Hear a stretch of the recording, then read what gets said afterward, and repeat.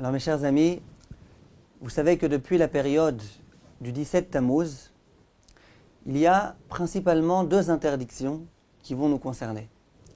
La première, ça va être de réciter la bénédiction de Shechianu Vekiemanu Vegianu Lazmanazeh.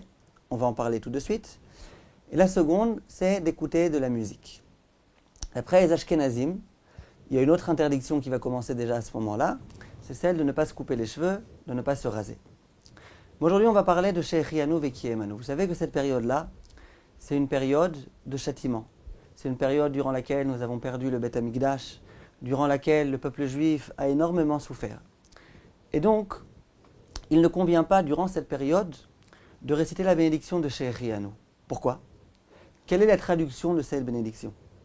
Au moment où on achète un nouveau fruit, au moment où on porte un nouveau vêtement, on remercie Hachem. Et on lui dit merci Hachem, Shechianu Vekiemanu, qui nous ait permis de vivre jusqu'à présent, Veigianu Lazmanazeh, qui nous a fait arriver à ce moment précis. Merci Hachem qu'on puisse être des contemporains de ce moment précis.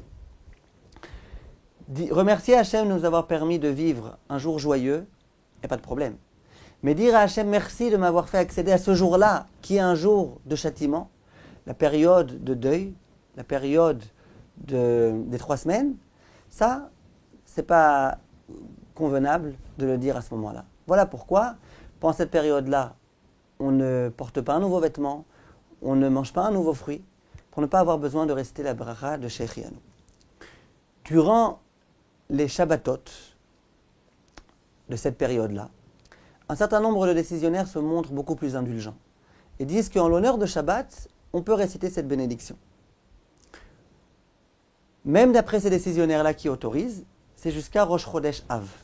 Ça veut dire du 17 Tammuz jusqu'au 1er Av. À partir du 1er Av, même durant les Shabbatot de cette période-là, qui est entre le 1er Av et le 9 Av, on ne récitera pas Shechianu. L'opinion du Harizal, c'est que pendant toutes ces 3 semaines, on ne récite pas Shechianu, même pendant les jours de Shabbat. Donc ceux qui veulent réciter, ils ont sur qui se reposer, et ceux qui veulent se montrer plus exigeants, ils peuvent très bien le faire aussi, ainsi que l'écrit le Harizal. Les enfants qui sont déjà en âge d'être éduqués, ça veut dire qui ont plus que 6 ans, mais qui ne sont pas encore en âge de comprendre le sens du Beth Amikdash détruit, ça veut dire des enfants qui ont moins de 9 ans, en général les enfants qui ont 7, 8, 9 ans, ils ne comprennent pas encore c'est quoi le sens du Beth Amikdash détruit et du drame qui a été occasionné par la destruction du Beth Amikdash. Donc des enfants qui sont à cet âge-là, jusqu'à 9 ans, 10 ans, on peut leur autoriser de manger un nouveau fruit, de porter un nouveau vêtement et de réciter la bracha de Shechianu. Une femme enceinte qui voit un nouveau fruit et qui aimerait vraiment le manger. On sait qu'une femme enceinte qui aimerait manger quelque chose, il faut absolument lui donner. Il n'est pas question de l'en empêcher. Est-ce qu'on va pouvoir lui donner un nouveau fruit ou pas ? Disent les décisionnaires, oui, on peut. Vu que c'est une femme enceinte, c'est pas bon de ne pas lui donner à manger. On peut lui donner à manger un nouveau fruit. C'est ça qu'elle veut maintenant, on peut lui donner. De la même façon, une personne malade, qui n'a pas du tout d'appétit. Et on sait que la seule façon de pouvoir réveiller son appétit, c'est de lui donner un nouveau fruit, quelque chose, ça faisait longtemps qu'elle n'avait pas mangé. Est-ce qu'on peut lui donner ou pas ? Réponse de la halacha, oui. Lorsque nos maîtres ont demandé de ne pas réciter la bracha de Shechianu, de ne pas manger de nouvelles choses, c'est uniquement dans la mesure où c'est pour des personnes qui sont en bonne santé. Une personne malade, une femme enceinte, on peut autoriser. Question qui va se poser. Donc, on va lui autoriser à manger un nouveau fruit, d'accord. Mais est-ce qu'au moment où elle va manger ce nouveau fruit, elle devra réciter la bénédiction de Shechianu ou pas ? Peut-être qu'elle va manger ce nouveau fruit, qu'elle récitera Boré Peri Haetz ou Boré Peri Adama, mais sans réciter la bénédiction de Shechianu. Ça, c'est l'objet d'une controverse entre nos maîtres. Le Chida, le Chafetz Chaim et de nombreux autres décisionnaires disent qu'on ne récite pas la bracha. Nos maîtres ont autorisé à cette personne-là de manger un nouveau fruit parce qu'elle est malade, parce que c'est une femme enceinte, d'accord.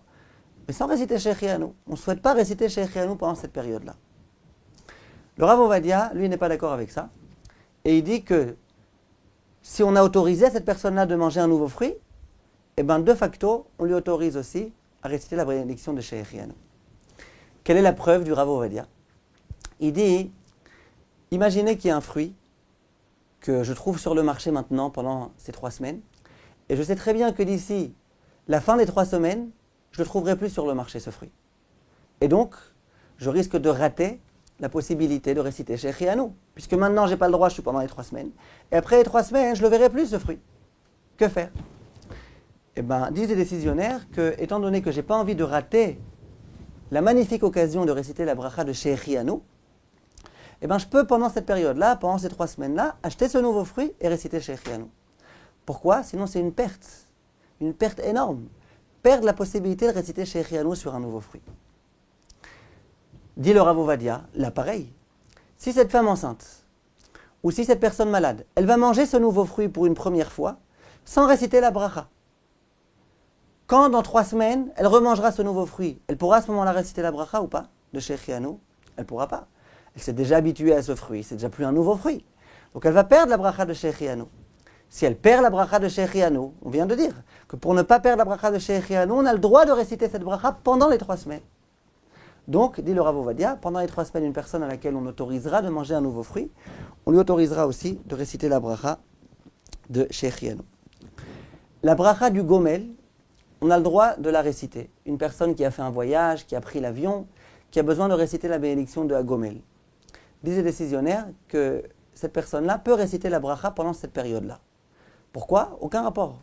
Dans la bracha du Gomel, on ne dit pas merci de m'avoir fait accéder à ce jour-ci. On remercie Hachem de tous les bienfaits qu'il a fait à notre égard. Disent les décisionnaires, mieux que ça. Même le jour de Tisha B'Av.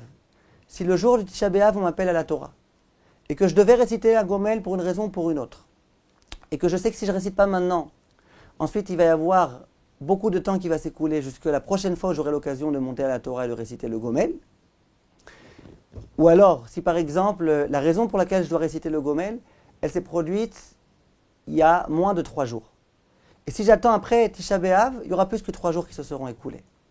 Or, on sait qu'a priori, la bénédiction du Hagomel, on souhaite la réciter les 3 jours, dans les 3 jours qui succèdent le bienfait qu'Hachem a fait à notre égard. Donc, disent les décisionnaires que dans ce cas-là même, le jour du Tisha B'Av même, on a le droit de réciter cette bracha. Voilà. Merci mes chers amis de votre attention. Espérons que le Beth Amikdash soit bientôt reconstruit, qu'on puisse réciter Shechianu sans aucun problème et profiter de tous les bienfaits que Kadosh Baruch Hu fera à notre égard au moment où il construira le Beth Amikdash. Kol Tov et à bientôt mes chers amis.